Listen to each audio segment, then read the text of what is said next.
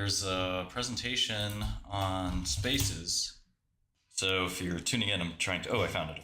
It's called Stock Meetups. The guy has 26 people listening. This is this is how well quantum's gonna go. Oh, it's gonna be great. Millions of people are gonna listen to this spaces and go off without a hitch. 40 people, nobody can speak. Yeah, the Nvidia is not a hardware company. It was an interesting take. Okay, did everybody listen to our webinar yesterday? You've all seen the updated roadmap? Hopefully. Yes. That is the starting point. So I think you guys have been tweeting that. Look, I do want people to listen to the webinar. We spent obviously a lot of time to make sure that there was 45 minutes of content there. I think most people on this call understand the Mellanox analog vis-a-vis our LightSync acquisition. And I think most also recognize that the acceleration that we have achieved through LightSync and Oxford Ionics is quite staggering. Didn't even close the acquisition. And so we continue to believe that talent is the proverbial Warren Buffett weighing machine that matters for long-term success. Look, that's a reasonable question, and I like to say that I'm a good physicist, but I'm by far and away not the best physicist that works at IONQ or Oxford Ionics. So, I care about personally validation through running applications, right? I think that, the time to solution, first of all, can you get a solution, okay? Because there's plenty of other people that think they have a machine that runs, but they can't get a solution on a lot of the stuff that IONQ gets a solution on. So some of them have infinite time to solution and never converge. And so I kind of sit here and I go, well, at minimum, the future of IONQ looks like that.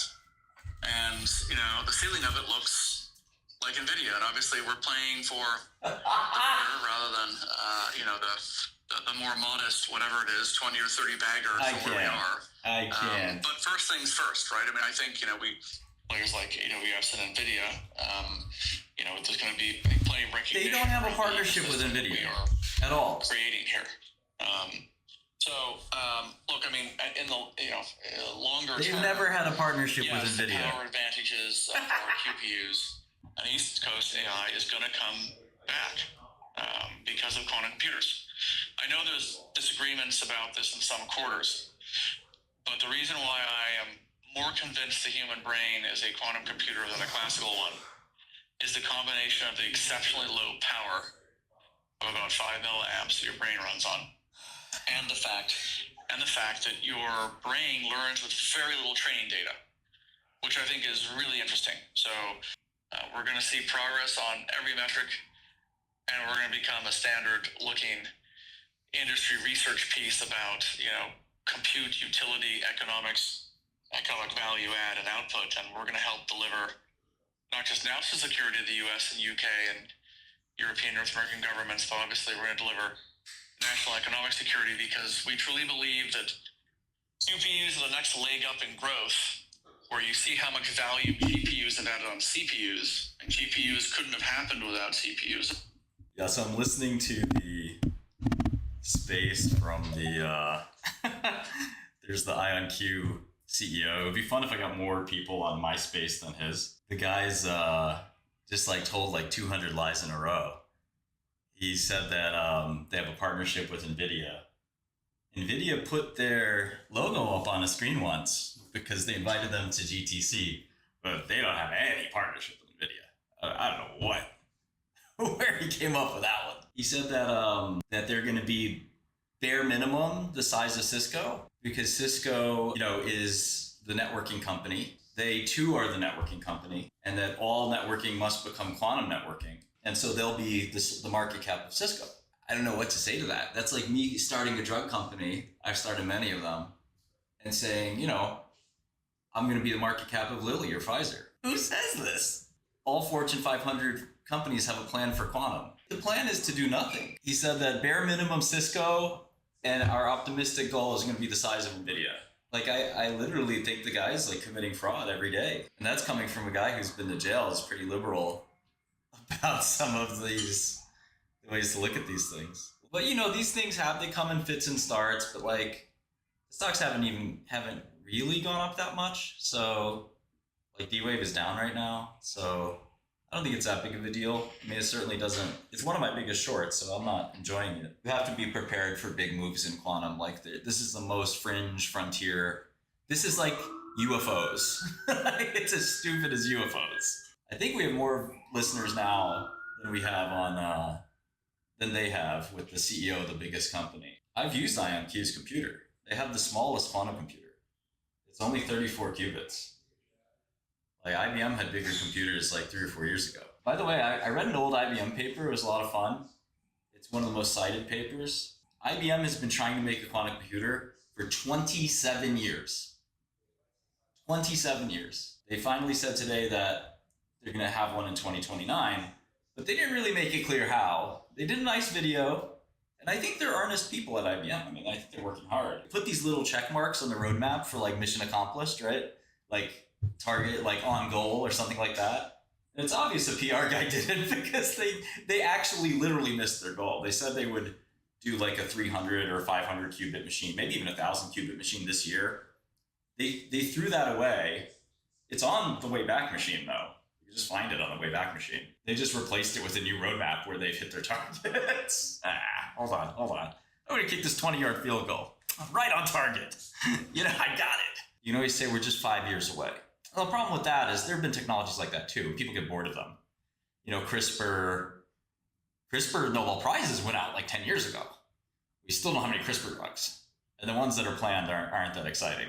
You know, it's not one of these things where, you know, there's no such thing as an infinite money glitch. Bitcoin's probably the closest thing, right? But here it's pretty good. It's a pretty good infinite money glitch in the sense that you can always say we're just 5 years away. And once Nirvana comes, once you drink the Kool-Aid, you know, once we go to Valhalla, we will have Nvidia. There's no intrinsically faster thing that a quantum computer can do than a normal computer. In fact, the gate speed of a quantum computer is 1,000,000 times slower than the gate speed of a transistor.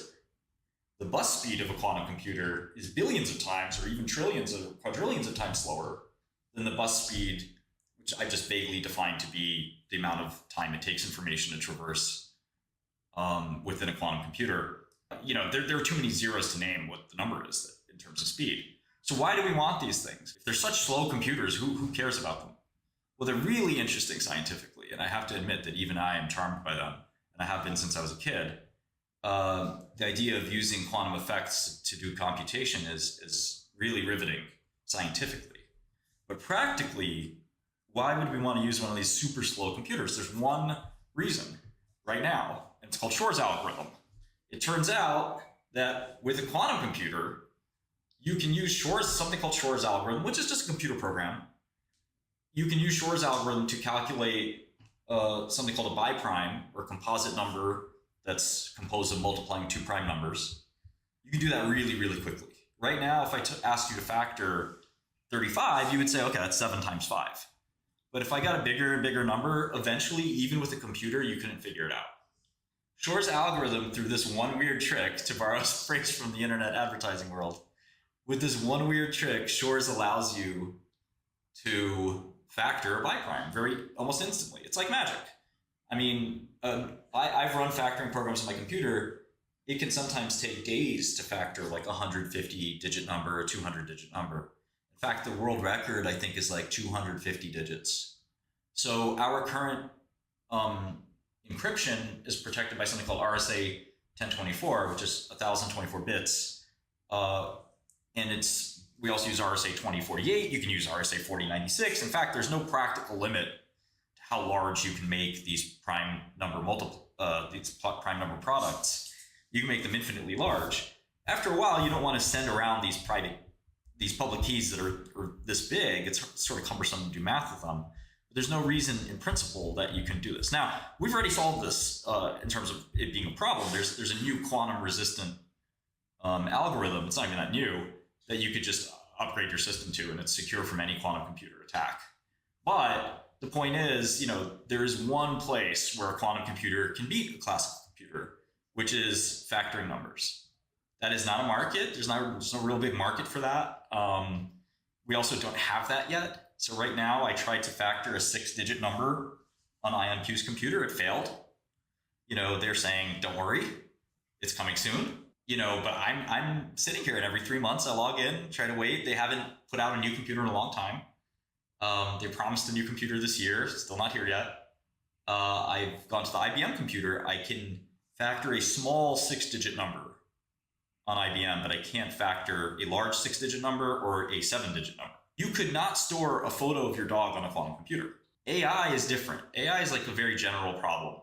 In fact, you can use GPUs for just about anything and speed things up.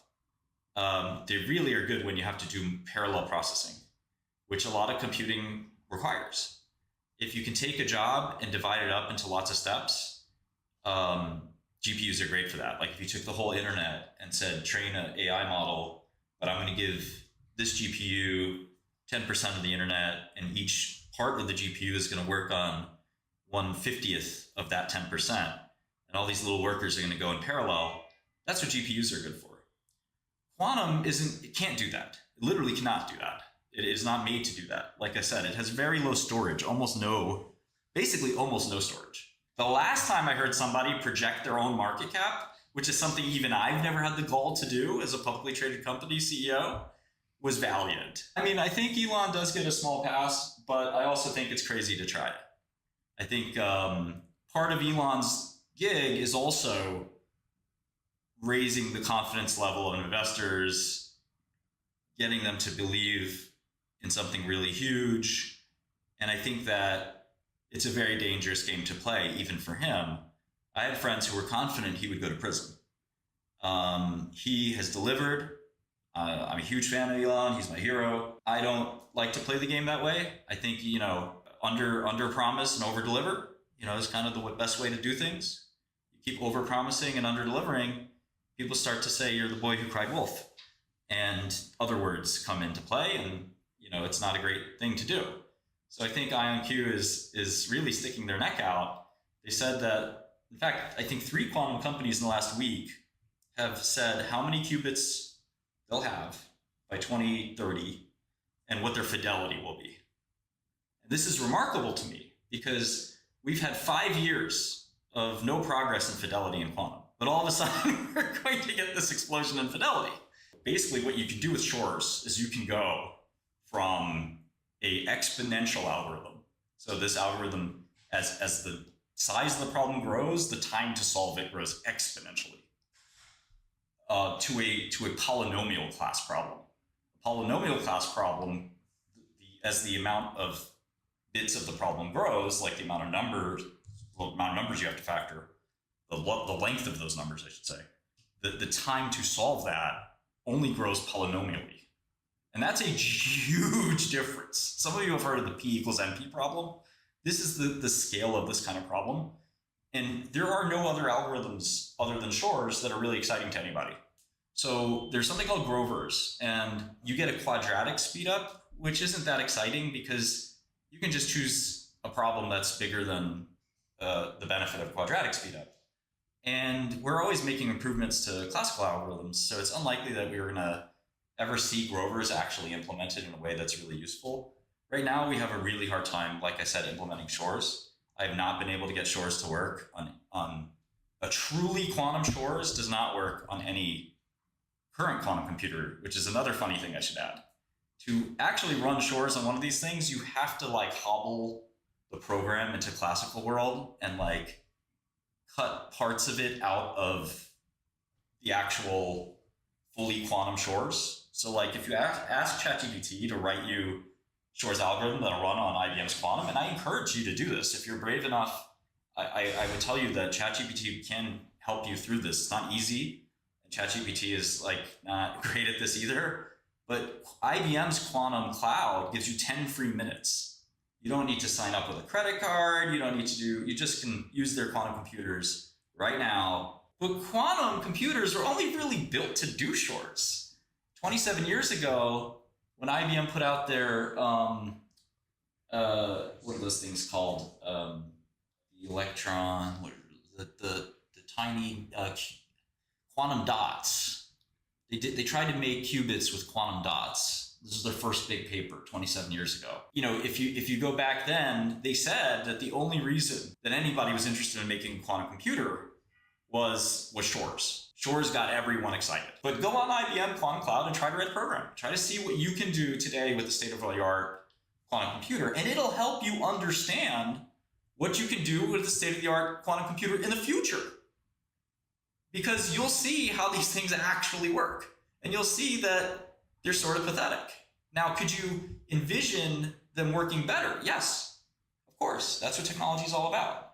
A lot of people say, Martin, you don't understand, things will get better. Yes, of course they will. But just because something can get better doesn't mean it gets better infinitely. These are a lot of like logical traps that people get confused by. Just because a plane can go faster doesn't mean it's, you know, our jets, Boeing jets are going to go 50 Mach. Nor does it mean that, you know, they're going to start, you know, being able to brake instantly or do other things. You know, there are limits to technology, and you define those limits by studying the technology themselves. And, you know, some technologies have grown really rapidly, like Nvidia, but to take the best case scenario and apply it to yourself is kind of crazy. So he said Cisco's market cap is 200 billion. So my market cap, bare minimum, will be 200 billion. Networking and networking has to go from their version of networking to quantum networking. I mean, since the dot-com bubble, honestly, we don't need quantum networking because we have quantum secure protocols now.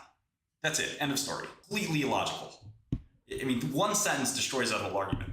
Why do we need it? The NSA has literally told us if you go to Kyber or dilithium, quantum computing cannot break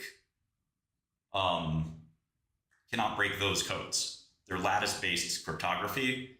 We don't have ways to break lattice-based cryptography, quantum or not.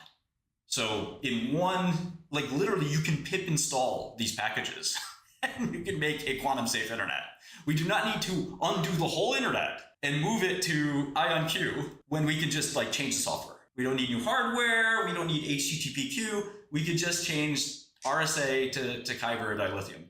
And this is like literally what the NSA said. This guy is I've never seen such a confidence man. He said on the call that it's a 20 bagger. When have you heard a CEO talk like this? It's a 20 bagger. And then if we are the next Nvidia, it's even more than that. Well, that's really exciting to somebody who doesn't know what they're doing. You know, it doesn't take much to realize that it's all fake. And then when you look at the quantum computing side, you know, they bought this company, which is interesting for sure.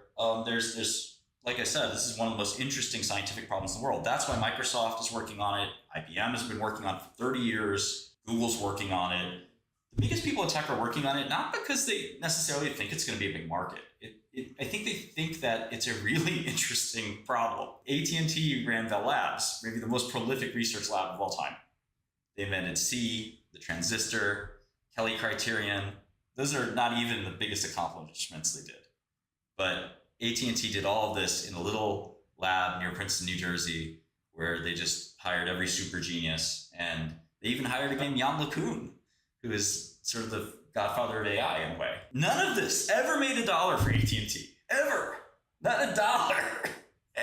And it was just something where they said, we just want to do cool stuff. We make so much money as a telephone company. You know, we feel like we're at the vanguard of technology. Who else but us? You remember when IBM did Deep Blue, for example. IBM often referred to themselves as the leader in AI as well, which is obviously a title they lost. I think his quantum networking stuff is largely a distraction from the fact that quantum computing is going nowhere. They've not been able to release even a 100-bit quantum computer, 100-qubit quantum computer. They haven't been able to get gate fidelity to, say, 99.999. Interestingly, a group at MIT has been using fluxonium quantum computing to get to those gate levels. So I would argue that industry is far behind academics, and fluxonium is actually the real sauce right now. But there's no pot of gold at the end of this rainbow, the same way that there's no pot of gold at the end of the person that first crystallized TNF or discovered, you know, the first, you know, gene that regulates, you know, NF-kappa B or something. You know, those are important proteins in the body, and they're Nobel Prize winning stuff, but nobody made $1 off of it because it's science. You know, we search and do science for scientific reasons. If you think about what computers do, they're doing the things that we want them to do. Do you ever sit at your desk and say, I really need more compute? I really need 1,000 times more compute? No. Who does that? Well, my wife works at OpenAI, and they do that. They're one of the few companies in the world that says, I need more compute. I can't solve my problems right now with computing. I need more compute. OpenAI has no interest in quantum computing. Zero. I confirmed that yesterday. So if the leading AI company says quantum's no good for us, what are these things good for? And again, I strongly suggest you try to work on one of these computers. It sounds really complicated and difficult, but if you want to do due diligence on your investments, I like to try the product.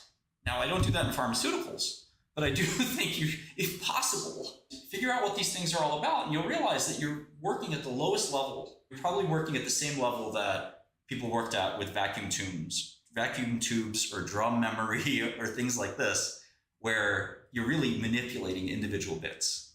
And this isn't something you're going to have a lot of fun with. Could it one day be built up into a higher level language? Absolutely. There are things like Qiskit and others, but even those are mostly extremely low level individual bit manipulations. And you will realize that unless this scales 100 billion X, it won't have the same properties as a computer. But more importantly, if you study Sitzer's Complexity or any other book, or just watch a video on YouTube about complexity, you'll realize that quantum computing isn't about picking up where Moore's law left off. That's like a common misconception that charlatans will throw at you. Quantum computing is about being able to do different complexity class problems. Can you do certain problems that are exponentially difficult and shift them, because of the uniqueness of a quantum computer, shift them into a polynomial class problem? That is the main idea of a quantum computer. The problem is that there are very few problems in reality that correspond to that. D-Wave is a funny example where quantum annealing is not proven to shift complexity classes. The quantumness of quantum annealing for QUBO, which is the quadratic unconstrained binary optimization, sounds fancy, but QUBO is just pushing lots of variables into an optimal state. So it's like adjusting a lot of knobs to get something perfect. QUBO is not simple. It's pretty complicated, but it is something that you can run. And people run QUBO every day on laptops, on desktops, and even on more complex machines, but they've never been able to show that they can run QUBO faster. And the reason is transistors are really fast. Qubits are really slow. And D-Wave, we've caught them in the act using classical compute to pretend that their quantum computer is helping. And every time you poke at one of these quantum companies and poke at their work, you notice that it's actually all classical. The quantum isn't adding anything. It's there for show. It's just marketing. And you will get companies who will be suckers that will take a look at this stuff.